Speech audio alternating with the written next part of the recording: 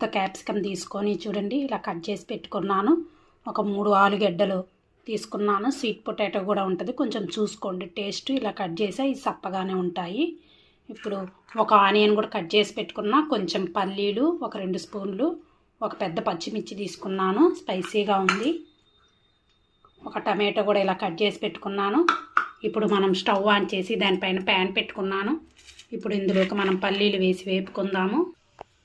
నేను ఒక 2 table spoons oil వేసాను. పల్లీలు కొంచెం దోరగా వేగాలి. ఇప్పుడు ఇందులో కట్ చేసి పెట్టుకున్న ఆనియన్స్, ఇంకా పచ్చిమిర్చి వేసుకుందాము.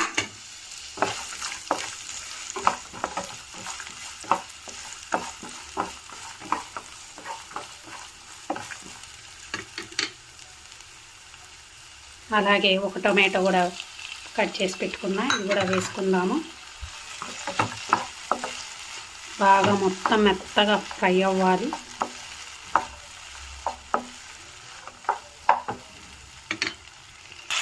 అలాగే ఇందులోకి కొంచెం జీలకర్ర వేసుకుందాము.